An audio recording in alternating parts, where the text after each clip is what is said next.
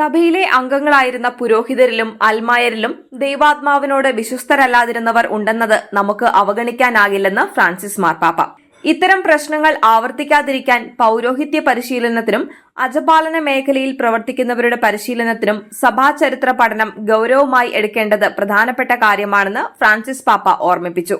പരിശുദ്ധ കന്യകാമറിയത്തിന്റെ കാഴ്ചവയ്പ് തിരുനാൾ ദിനത്തിൽ പുറത്തുവിട്ട തുറന്ന കത്തിലൂടെയാണ് സാമൂഹിക യാഥാർത്ഥ്യങ്ങളെ മെച്ചപ്പെട്ട രീതിയിൽ മനസ്സിലാക്കാനും വ്യാഖ്യാനിക്കാനും സഹായിക്കുന്നതിൽ ചരിത്ര പഠനത്തിനുള്ള പ്രാധാന്യം പാപ്പ എടുത്തുകാട്ടിയത്.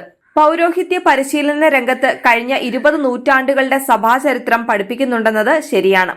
എങ്കിലും തങ്ങളുടെ മാനവികതയുടെ ചരിത്രപരമായ വശം ഈ രംഗത്തുള്ളവർ കൂടുതൽ വ്യക്തമായി അറിഞ്ഞിരിക്കണമെന്ന് പാപ്പ ഉദ്ബോധിപ്പിച്ചു.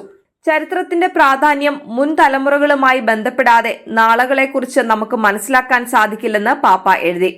ഇത് വ്യക്തികളുടെ മാത്രമല്ല, സമൂഹങ്ങളുടെ കാര്യത്തിലും ബാധകമാണ്.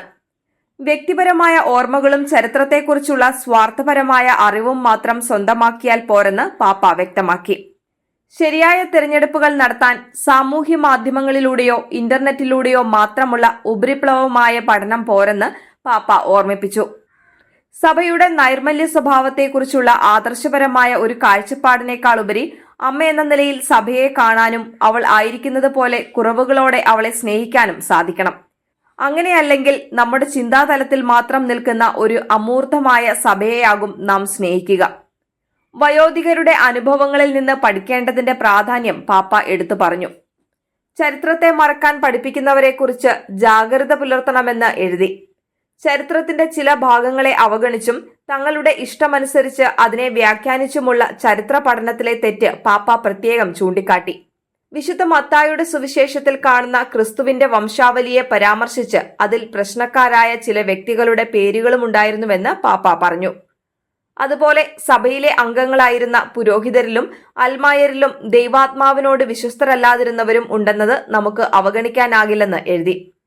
ഷോഹ് എന്ന പേരിൽ അറിയപ്പെടുന്ന യഹൂദരുടെ കൂട്ടക്കൊല, ഹിരോഷിമ, നാഗസാക്കി എന്നിവിടങ്ങളിലെ ബോംബാക്രമണം പോലെയുള്ള തെറ്റുകൾ മനുഷ്യരെന്ന നിലയിൽ നമ്മെ നാണം കെടുത്തുന്നതാണ്. അവയെ ലഘൂകരിച്ച് കാണുകയും ഒരുപാട് നാളുകൾക്ക് മുൻപ് കഴിഞ്ഞു പോയവയാണെന്നും നമുക്ക് മുൻപോട്ട് നോക്കി യാത്ര ചെയ്യണമെന്നും പറഞ്ഞ് ഇത്തരം സംഭവങ്ങൾ മറക്കാൻ ആരും ആവശ്യപ്പെടരുതെന്ന് പാപ്പ എഴുതി. ഉപരിപ്ലവമായ ചരിത്ര പഠനത്തിനെതിരെ എഴുതിയ പാപ്പ ചരിത്രം, ദിനവൃത്താന്തം പോലെ ചില കുറച്ച് വിവരങ്ങൾ ശേഖരിക്കുന്നതിലേക്ക് മാത്രമായി നമ്മുടെ പഠനരംഗം ചുരുങ്ങരുതെന്നും തീക്ഷ്ണതയോടെ ചരിത്രത്തിലേക്ക് ഇറങ്ങിയുള്ള ഒരു ചരിത്ര പഠന രീതിയാണ് ആവശ്യമുള്ളതെന്നും ഉദ്ബോധിപ്പിച്ചു. ഇന്റർനെറ്റിൽ നിന്നും ലഭിക്കുന്ന ചുരുങ്ങിയ അറിവുകളേക്കാൾ ചോദ്യങ്ങൾ ചോദിക്കാനും ജീവിതത്തിന്റെ അർത്ഥം മനസ്സിലാക്കാനും ശ്രമിക്കേണ്ടതിന്റെ ആവശ്യവും പാപ്പ തന്റെ കത്തിൽ എഴുതി.